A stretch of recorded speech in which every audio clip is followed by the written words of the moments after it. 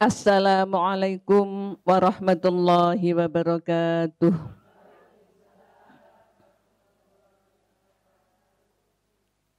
Bismillahirrahmanirrahim.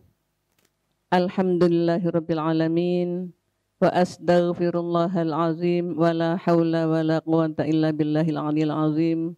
Allahumma shalli wa sallim ala sayyidina Muhammadinil fatihil ma ughliq wal khatimi lima sabaq wan nasiril haqqi bil haqq wal hadi ila siratikal mustaqim wa ala alihi wa sahbihi haqqa qadrihi wa miqdaril azim amma ba'd. Pemirsa, kita akan kaji Quran Surat Al-Mu'minun ayat 12 sampai 16. Proses penciptaan manusia. Kita awali dengan baca surat Fatihah. Ila hadratin Nabil Mustafa Muhammadin sallallahu alaihi wasallam wa ila hadratil awliya wa syuhada wa salihin wa sahabat wa tabi'in wa ila hadrati Syekh Abdul Qadir Jailani wa ila hadrati Syekh Hasan Syadili wa ila hadrati Syekh Maulana Arif Billah Mas'udaha Syekh Maulana Arif Billah Muhammad Qibang Qabalana walindana warhum kama rabbana saghira wa liqadai hajatina min hawajid dunya wal akhirah. Al-Fatihah. A'udzu billahi minasy syaithanir rajim. Bismillahirrahmanirrahim. Alhamdulillahi rabbil alamin. Ar-Rahmanir Rahim. Maliki yaumiddin. Iyyaka na'budu wa iyyaka nasta'in. Ihdinas siratal mustaqim. Siratal ladzina an'amta 'alaihim ghairil maghdubi 'alaihim waladdallin. Rabbighfirli wa liwalidayya wa lil mu'minina amin. Kita dengarkan bacaannya. Disilakan Ibu Hajah Nusmatin dengan Ibu Januri Maria Ulfa membaca dan menerjemahkan.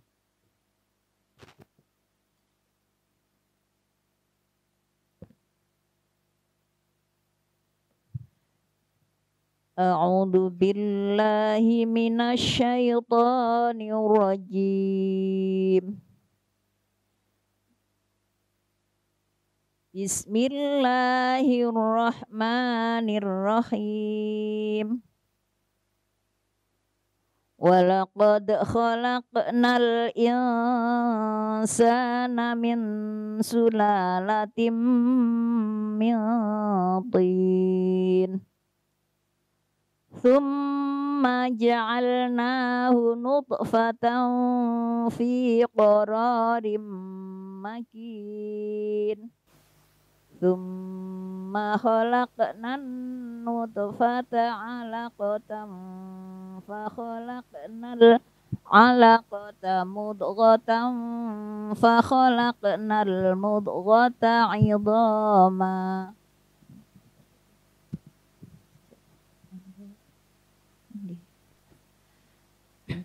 فخلقنا المضغة عظاما فكسونا العظام لحما ثم أنشأناه خلقا آخر فتبارك الله أحسن الخالقين. ثم innakum ba'da dzalika lamayitun. Tsumma innakum yaumal qiyamati tub'atsun. Shadaqallahul azim. Aku berlindung kepada Allah dari godaan setan yang terkutuk. Dengan nama Allah yang Maha Pengasih, Maha Penyayang. Dan sungguh kami telah menciptakan manusia dari saripati berasal dari tanah.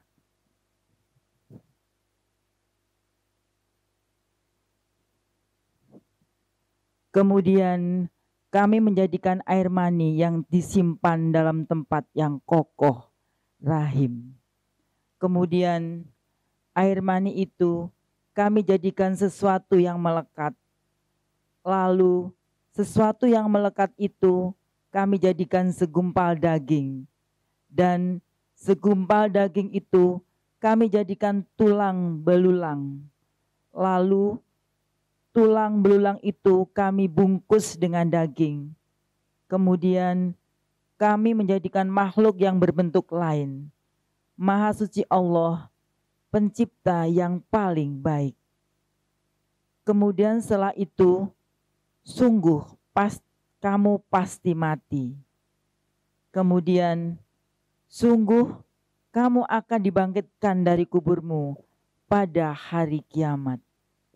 Maha benar Allah dengan segala firman-Nya.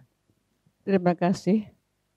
Pemirsa, kita bincang-bincang tentang bagaimana proses penciptaan manusia. Allah berfirman dalam Quran surat Al-Mu'minun ayat 12. A'udzubillahi minasyaitonirrajim. وَلَقَدْ خَلَقْنَا الْإِنسَانَ مِنْ سُلَالَةٍ مِنْ طِينٍ. وَلَقَدْ خَلَقْنَا, dan niscaya sungguh kami telah menciptakan al-insana pada manusia min sulalatin dari saripati tanah, mintin dari saripati, mintin dari tanah. Di sini Allah berfirman, khalaqna, kami menciptakan. Katanya Tuhan cuma satu, kok kami? Nah, kalau Allah berfirman kami, enggak bertuhan banyak, tapi dalam perbuatannya itu, dalam perbuatannya itu, adalah Allah melibatkan makhluknya. Maka Allah berfirman, nah kami. Allah menciptakan manusia, butuh suami istri, butuh dokter, butuh perawat, butuh tenaga admin, butuh pabrik plastik, pabrik baju, mulai dari nanamnya kapas berapa juta itu terlibat dalam penciptaan manusia. Maka Allah berfirman, nah kami telah menciptakan manusia. Apa bedanya khalaqa ciptakan dengan ja'ala jadikan? Nanti ada ja'ala, sekarang ada khalaqna. Kalau khalaqna menciptakan dari belum ada, maksudnya enggak ada bahannya. Kalau ja'ala telah ada bahannya tinggal melanjutkan. Itu kalau menjadikan, menciptakan dari enggak ada. Allah berfirman, kami telah menciptakan manusia dari saripati tanah. Kalau dalam ilmu pertanian itu unsur hara. Unsur hara. Saripati tanah dimasukkan pada semua yang kita konsumsi, yang kita makan. Apakah itu makanan, apa minuman, semua dari tanah. Gimana badan?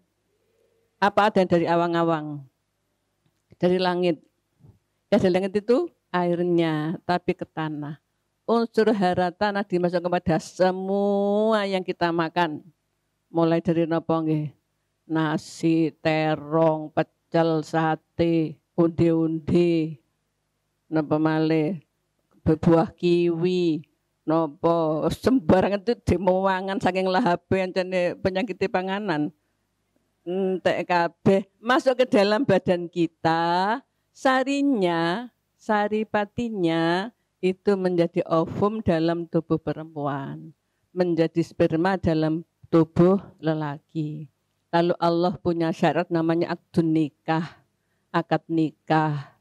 Setelah akad nikah, nanti proses selanjutnya dilanjutkan dulu. Summa ja'alnahu nutfatan fi qararin makin. Summa ja'alnahu, lalu kami menjadikannya. Tadi khalaqna, sekarang ja'alna. Tadi belum ada, sekarang sudah ada. Sudah ada apa? Sudah ada saripati tanah tadi. Summa ja'alnahu, lalu kami menjadikannya nutfatan, sperma. Bagi pria sperma, bagi perempuan ovum. Fi qararin oleh Allah ditempatkan di tempat makinin yang kokoh niku namine rahim. Rahim niku kokoh Bu, kuat. Masih kebanting-banting ya tetep mawon. Kuat, kebanting tok tiba brek ngoten nggih mboten obah belas. Saking kuat qararim makin tempat yang kokoh niku napa rahim fikir niku tempat Allah menyimpan sperma ovum setelah terjadi akad nikah lalu sah pertemuan pria dan wanita lalu sperma ovum kumpul ditaruh di rahim tempat yang kokoh tadi. Kalau tidak ada akad nikah bagaimana? Mboten sah. Menurut sinten? Menurut Gusti Allah. Akhirnya enggak diakui wong namanya enggak sah. Enggak sah ya napa sih? Kita hidup diatur, dibatasi dengan syariat Islam. Syariat Allah, kita syariat Islam. Pria wanita tidak boleh bergaul bebas, mukhalatoh. Tapi bukan enggak boleh sama sekali, boleh bergaul bebas, cuman akad nikah dulu. Masuk kamar, kamarnya dikunci, enggak boleh ada yang lihat. Lubang kuncinya juga ditutup. Lalu proses sama-sama tahu, yang anak kecil belum tahu, gadis-gadis belum tahu, juga belum tahu, sing mbah-mbah, mbok mak-mak. Dalam prosesnya lalu sperma ovum berkumpul taruh di dalam rahim yang kokoh tadi. Berbentuk apa? Dilanjutkan. Tsumma khalaqna an-nutfata 'alaqatan fa khalaqna al-'alaqata mudghatan fa khalaqna al-mudghata 'idhaman fa kasawna al-'idhama lahma tsumma ansha'nahu khalqan akhar fatabarakallahu ahsanul khaliqin.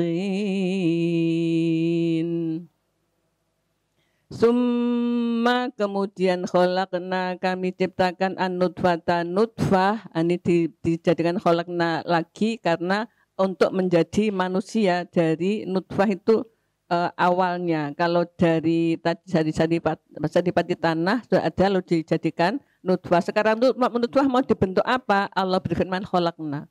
Berarti penciptaan manusia awalnya memang dari sadipati. Setelah itu ketika nutfah Allah menciptakan lagi dari awal karena nanti bentuk lain.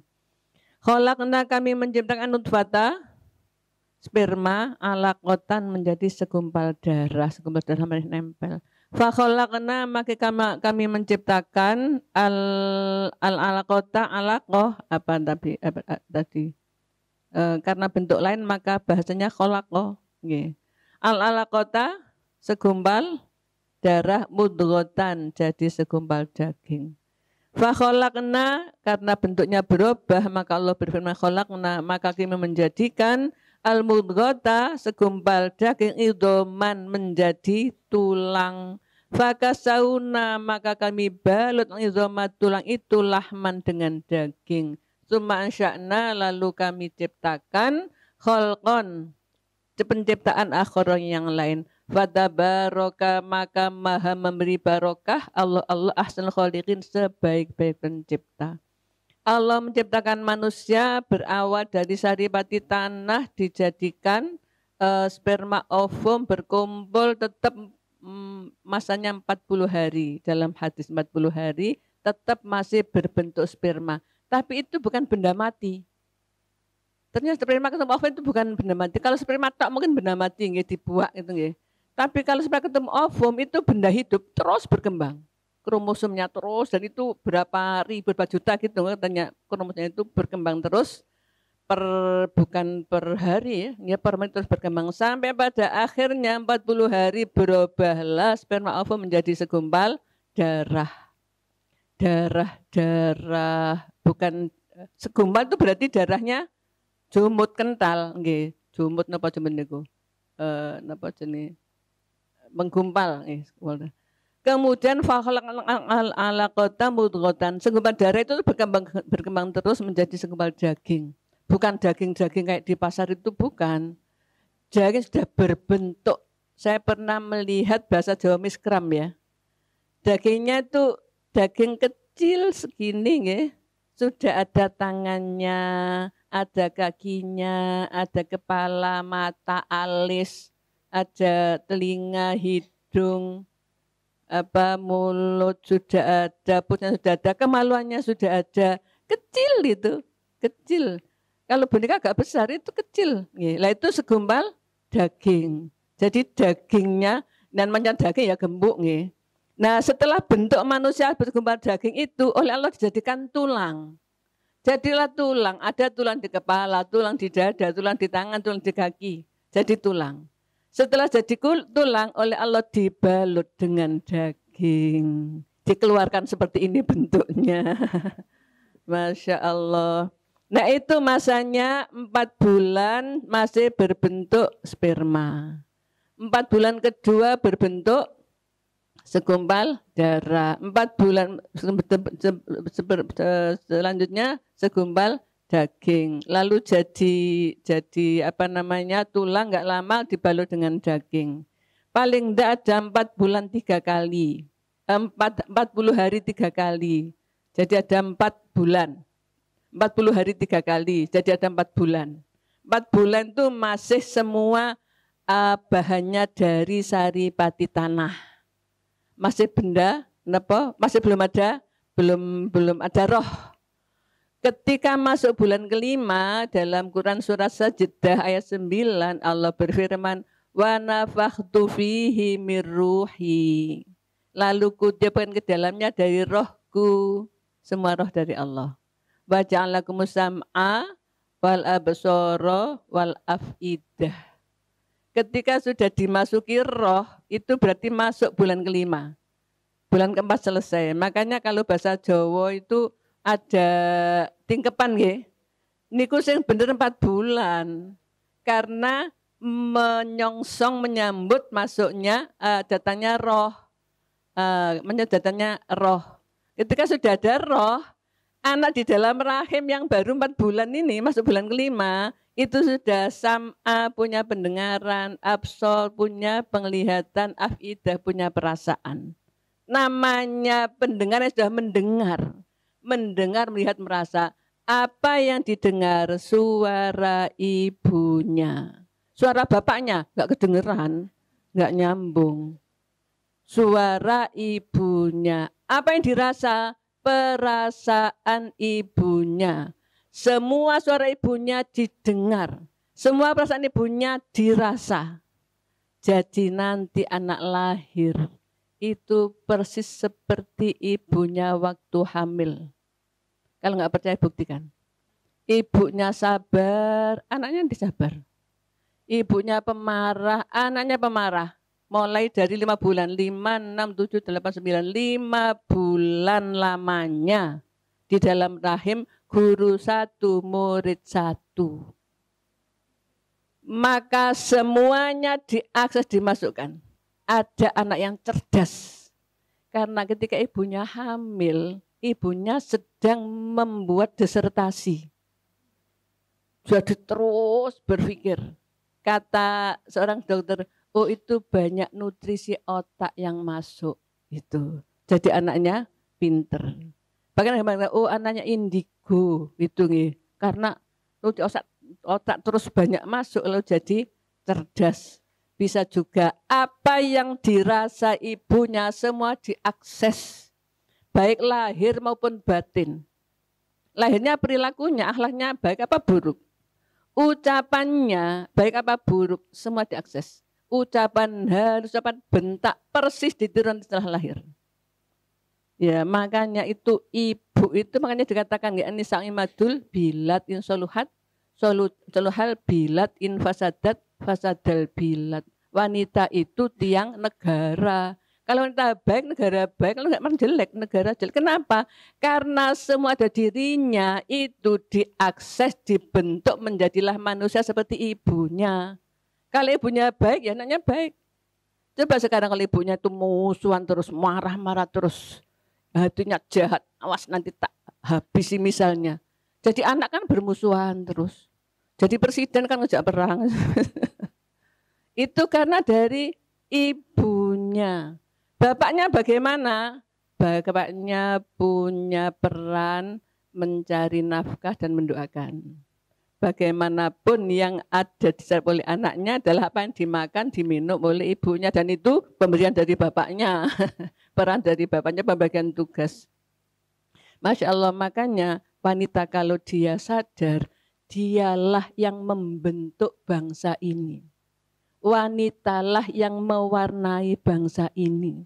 Makanya wanita harus pinter. Nggak bisa konco wingking ae.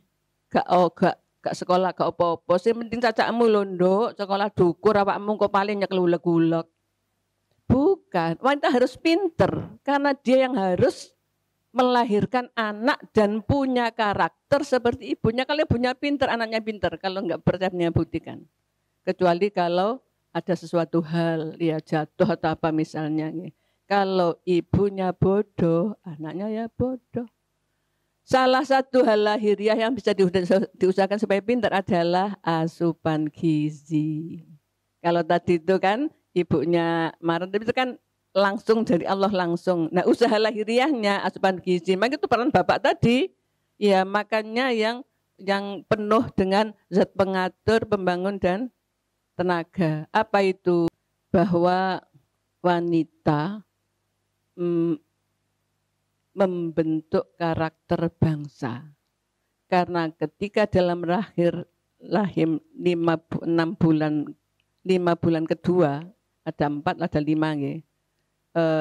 Dia sudah ada dalam rahimnya, anaknya, janinnya sudah ada rohnya, maka bisa melihat, mendengar dan merasa, dan itu semua diakses dan menjadi pribadi anak itu. Bisa enggak dirubah waktu di luar? Bisa. Bisa dengan apa? Dengan usaha. Usaha misalnya dulu nggak tahu, misalnya kurang gizi ya di luar dipenuhi gizinya. Zat pembangun itu zat yang sel otaknya tumbuh ya supaya kecerdasan. Zat pengatur itu supaya bisa menjadi stamina sehat itu buah dengan sayur. Zat pembangun berarti protein hewani dan nabati. Nabati kacang-kacangan, hewani semua hewan. Zat tenaga itu berarti untuk tenaganya nasi, mie, singkong, telo, kentang. Ya, kalau makannya nasi lalu pakai kuahnya mie, ikannya dagar jagung, itu makan nasi tok. Kalau anak seperti itu kan ibunya nggak tahu, nanti lo DLL dan lolak-lolok. Karena enggak terbentuk sel otak dari protein. Jadi anak harus kalau toh enggak telur tiap hari ya ada. Kemudian apa? Tahu tempe itu sudah cukup memenuhi protein nabati. Nggih. Kemudian hewan-hewan yang lain. Bagaimana kalau teri? Ya bisa sautuke saat ini niku. Yang jelas anak-anak kita menjadi bagaimana itu peran ibu sangat besar. Apakah itu usaha lahir dengan asupan gizi yang sesuai tadi, biasanya 4 sehat 5 sempurna, atau paling enggak ya zat pembangun, pengatur dan tenaga tadi. Kemudian bagaimana ketika penciptaan dalam rahim dulu. Seorang ibu harus pinter, harus membentuk anakku supaya bisa cerdas, ya belajar, baca Quran, zikir, sabar, apalagi hatinya yang baik, jangan rutin nafsu dan sebagainya. Sebelum dilanjut, ada yang tanya? Monggo silakan Bu Tati. Assalamualaikum warahmatullahi wabarakatuh. Waalaikumsalam warahmatullahi wabarakatuh. Ngapunten Bu Nyai, ini ya alhamdulillah kami mendapatkan tausiah seperti ini. Tapi sayangnya kok enggak dulu-dulu Bu ya, sebelum saya hamil. Hamil lagi aja. Tapi mungkin nanti ini bisa diaplikasikan atau diamalkan kepada anak cucu nggih Bu nggih. Alhamdulillah. Ini yang mau saya tanyakan Bu, di ayat 14 itu disebutkan bahwa Maha Suci Allah pencipta yang paling baik. Tapi dalam kenyataannya Ibu, di pengalaman di dunia-dunia ataupun di mana saja itu terdapat anak-anak yang bagi penglihatan manusia itu tidak utuh. Misalkan ada yang punya mata satu atau enggak melihat atau cacat lah gitu Bu. Itu bagaimana Bu menurut pandangan Allah. Apa itu yang terbaik bagi Allah atau bagaimana nggih Bu? Ngapunten, matur nuwun. Assalamualaikum warahmatullahi wabarakatuh. Waalaikumsalam warahmatullahi wabarakatuh. Fatabarakallahu ahsanul khaliqin. Allah memberi barokah dan Allah sebaik-baik pencipta. Tapi kok ada anak cacat, ada anak debil, embisil, idiot, gak main belas otaknya. Iya, ada anak yang kakinya nggak lengkap, matanya nggak lengkap. Katanya Allah sebaik-baik pencipta. Itu yang terbaik menurut Allah untuk umatnya. Anak yang luar biasa akan dititipkan pada orang tua yang luar biasa. Dan itu adalah salah satu cara Allah meninggikan derajat orang tua yang dititipi. Itu ujian kan? Di ujian itu dia dikasih apa? Derajat tinggi, lebur dosa, kabul donga. Rabbana ma khalaqta hadza batila. Wahai Tuhanku, ternyata tidak ada satupun ciptaanmu yang sia-sia. Ma khalaqta hadza, kau tidak menjadikan ini batila sia-sia. Anak yang dibilang idiot, anak yang pincang, anak yang cipos ininya, tidak ada yang sia-sia. Ada maksud Allah untuk menjadikan kebaikan di balik itu. Apakah untuk surga bagi ibunya? Apa untuk perkembangan bagi ilmu kedokteran, ilmu pengetahuan? Apa nguji kegiatan sosial? Apakah nguji pribadi orang tuanya, kesabaran dan sebagainya, neraka apa surga misalnya? Yang jelas Allah Maha Pandai tak terbatas dan Maha Tahu tak terbatas dan Maha Kuasa tak terbatas. Maksudnya, kenapa Allah bikin seperti itu? Mungkin jawab, ya sakarepku. Tapi tidak semena-mena Allah. Pasti ada kebaikan di balik itu. Pasti ada kebaikan di balik itu. Kenapa Allah dibikin sakit? Ya rumah sakitnya biar kenapa Allah bikin penyakit? Karena supaya ada ilmu kedokteran, ilmu kebidanan, ilmu keperawatan, ilmu macam-macam, lalu hidup seperti itu semarak, ya kan? Yang enggak punya jadi nyapu rumah sakit aja jadi punya penghasilan hidup, ya kan? Yang dokter spesialis ini masing-masing pegang kekhususannya, pegangannya cuman mengeluarkan batu kecil aja tapi dikeluarkan dari ginjal sudah dapat berapa ratus juta, berapa puluh juta. Coba yang nggak punya ilmu kedokteran, ngeluarkan ngangkat batu dari kali, dari sungai ke atas, sudah berapa kintal dapat berapa rupiah. Begitulah Allah bermaksud untuk mengembangkan kehidupan manusia dengan berbagai macam Allah menciptakannya. Termasuk anak-anak yang enggak klop, enggak sehat. Allah akan ada punya rahasia di balik itu. Allah mau bikin dia terus hidup bisa, mau dibikin dia meninggal bisa, mau dibikin dia sembuh bisa, mau dibikin tambah menjadi bisa. Pasti tidak ada yang sia-sia. Ada maksud baik Allah kepada orang, kepada kejadian Allah ciptakan itu. Ya, gitu ya. Jadi kalau Bapak Ibu pemirsa ada yang punya anak yang luar biasa, enggak biasa ya. Harus bersyukur kepada Allah karena dipilih oleh Allah. Anak luar biasa hanya disediakan kepada orang yang luar biasa. Itu ciptaan Allah, itu makhluknya Allah. Kita juga malah dititipi tak titipnya ya makhluk ini sama ramu sing apik nggih Gusti Allah matur nuwun. Tak kayak swarga sampean nggih, pokok ikhlas. Lah kalau enggak ikhlas ya lain lagi. Tapi mestinya pada akhirnya akan berserah kepada Allah. Ada pertanyaan berikutnya? Monggo Bu Ari silakan. Assalamualaikum warahmatullahi wabarakatuh. Waalaikumsalam warahmatullahi wabarakatuh. Alhamdulillah, Masya Allah Ibu. Betapa dahsyatnya seorang ibu, walaupun saya dulu tidak melakukan hal itu karena belum ngaji, inilah pentingnya ngaji. Insya Allah nanti disiarkan ke anak mantu agar bisa melakukan apa yang disampaikan oleh Ibu Nyai. Yang pertanyaan saya, apabila ada seorang keluarga tidak diberikan amanah sama Allah tentang anak, terus dia adopsi, saya dengar itu kan dia tidak berhak mendapat warisan. Terus apabila suatu keluarga suaminya itu meninggal, apabila itu warisan itu dibagi oleh keluarga besar karena tinggal istrinya, apakah dia masih mendapat warisan? Karena masih ada anak-anaknya atau cucu dari eyang yang akan memberikan warisan. Demikian pertanyaan saya. Matur nuwun. Assalamualaikum warahmatullahi wabarakatuh. Waalaikumsalam warahmatullahi wabarakatuh. Anak angkat bukan nasab. Karena bukan nasab maka dapat warisan. Lu kasihan Bu, dia lo yang ngeramut macam-macam. Masuk zawil arham, orang yang berhak disayangi. Kalau bapaknya meninggal diwaris, sekarang ahli waris yang ada siapa? Kalau tidak ada anak, maka ahli warisnya adalah istri dan ayah ibu yang mati dan saudaranya. Istri dapat 1/4 karena nggak ada anak. Ayah ibunya dapat 1/3, ayahnya 1/3 dan sisa karena nggak ada anak. Lalu selebihnya saudara-saudara, laki perempuan, laki 2 bagian, perempuan 1 bagian. Sisanya setelah dibagi orang tua dengan si istri tadi. Anak angkat tidak berhak untuk mendapat.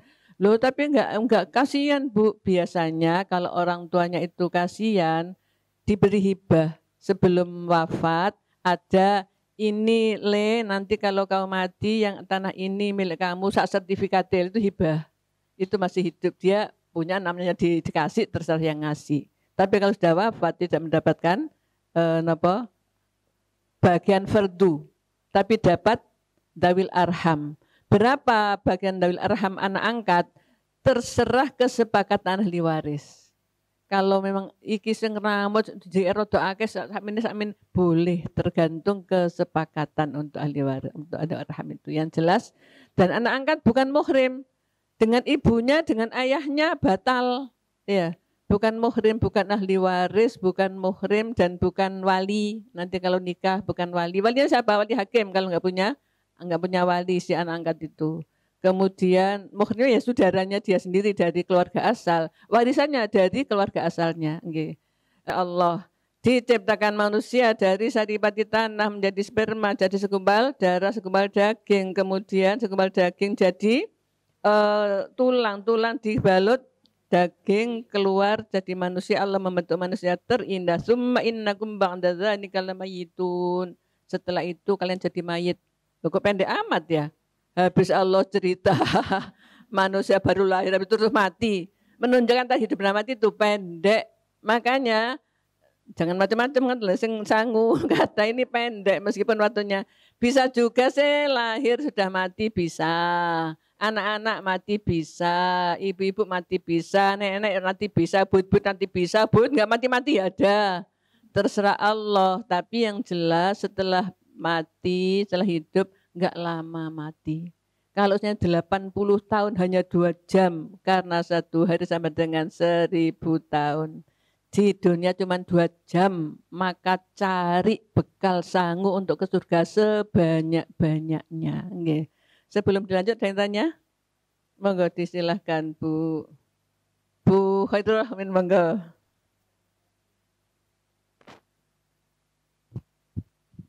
Matur suwun, waktunipun menanyakan tentang bagaimana hukumnya terhadap anak yang masih belum sunat. Anak laki-laki belum sunat itu masih najis apa enggak? Kalau kita sebagai orang tua dan sebagai nenek barangkali itu masih najis. Monggo sampun. Matur suwun. Bagus pertanyaannya. Anak laki nggih yang belum sunat itu kalau pipis ada najisnya yang nyantol di situ. Maka biasanya sebelum balik harus sudah sunat. Kalau balik belum sunat terus dia habis pipis langsung saja wudhu nggak dibersihkan, kan bisa nggak sah sholatnya karena masih ada najisnya. Lah masalahnya ibunya gendong, kalau nggak dalam sholat nggak apa-apa. Ibunya gendong ada najisnya nggak apa-apa, najisnya tersimpan di situ kan nggak kemana-mana. Tapi kalau dengan untuk sholat dia ada najisnya itu yang nggak boleh. Makanya kadang-kadang itu ada yang di masjid itu imam ya, ada gurung surat juga nang masjid, jangan najis. Ya karena memang ada nasinya. Tapi sebenarnya kalau tidak nempel kepada yang sholat ya enggak ada masalah. Dia duduk sendiri ya enggak ada masalah. Kalau di pangku lah mangkunya masih ada nasisnya itu saking hati-hatinya. Yang jelas segera disunatno mawon. Nggih, biar enggak nyimpen najis, dan itu bisa juga kalau najisnya lamang situ bisa bikin penyakit juga nggih. Kalau misalnya sampai berhari-hari masuk enggak pipis. Ya pipisnya nggak dibersihkan. Ada pertanyaan lagi? Monggo silakan. Bu. Assalamualaikum warahmatullahi wabarakatuh. Waalaikumsalam warahmatullahi wabarakatuh. Yang pertama seperti apa yang dirasakan Bu Tati mungkin sama dengan saya tidak tahu.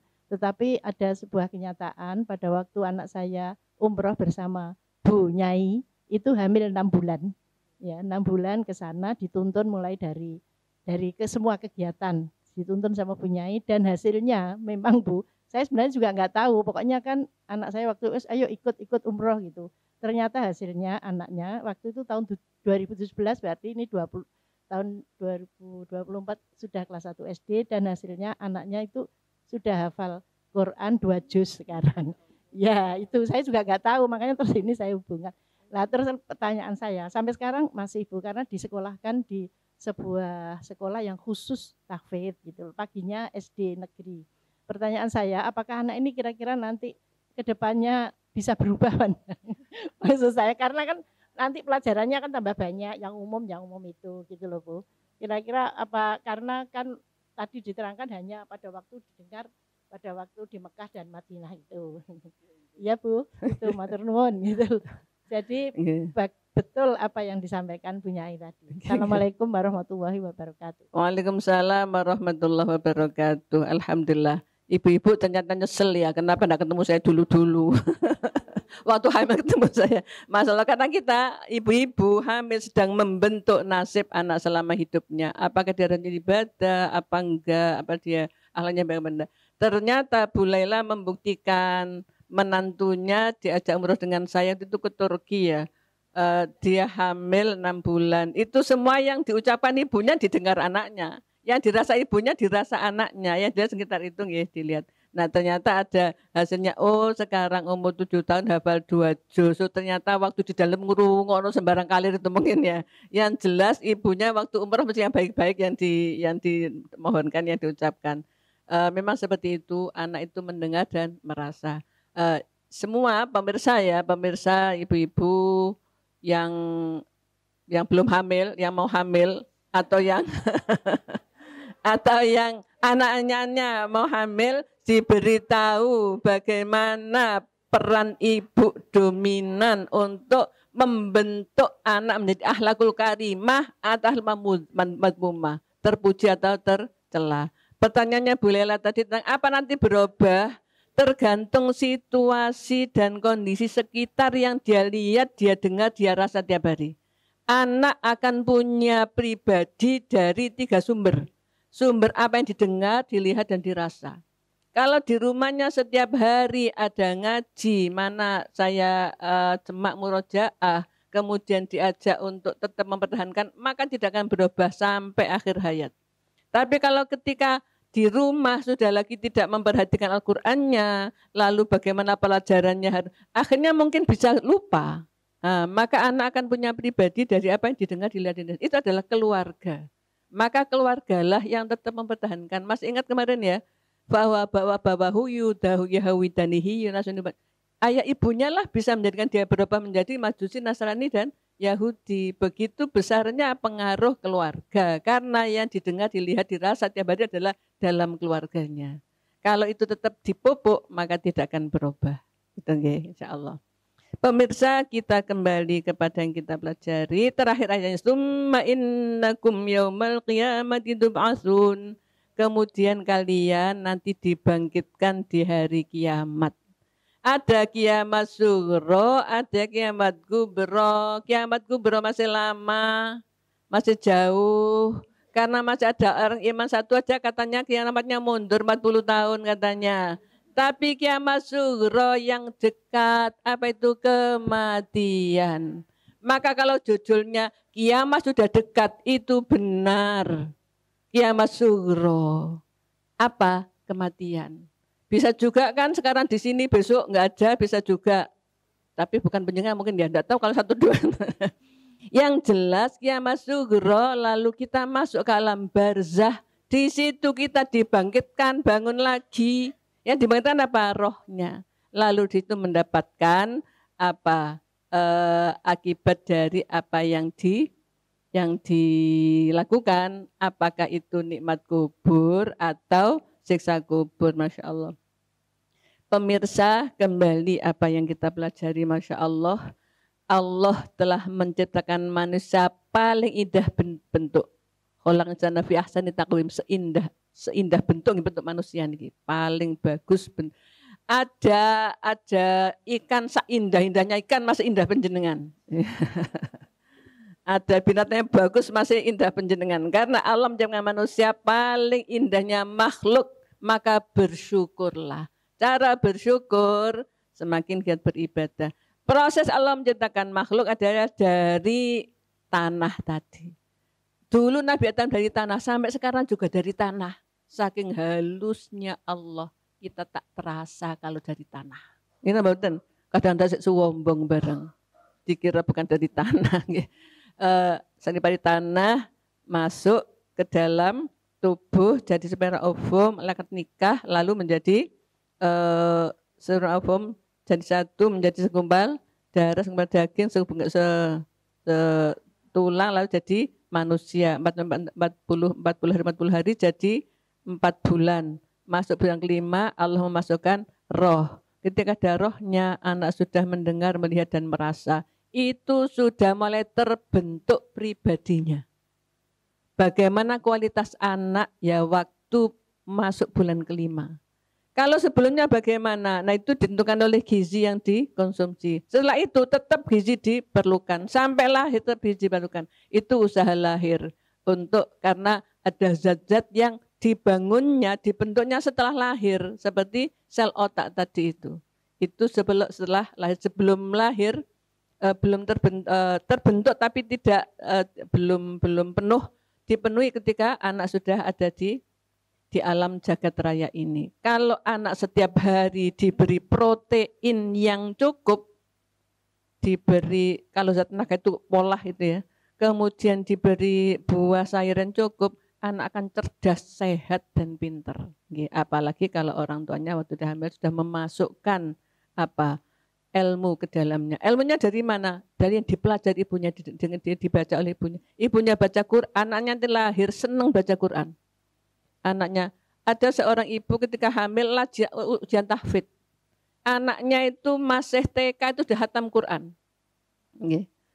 Kelas 1 itu sudah di wisuda hatam Quran. Karena waktu hamil ibunya ujian tahfidz Quran. Penyanyi hamil menyanyi tahfidz. Masya Allah, didengar rasa.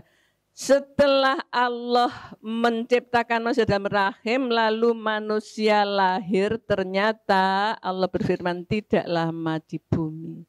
Habis dari main apa? Dibangkitkan di alam barzah sampai di alam akhirat masuk surga dan neraka. Di alam barzah dapat siksa atau nikmat, Masya Allah. Hidup tidak ada yang gratis, semuanya berkonsekuensi. Maka usahalah yang terbaik, nanti Allah akan kasih yang terbaik. Semoga manfaat. Kita akhiri dengan hamdalah. Alhamdulillahi Rabbil Alamin. Wal mafiq ila qawmit thariq. Assalamualaikum warahmatullahi wabarakatuh.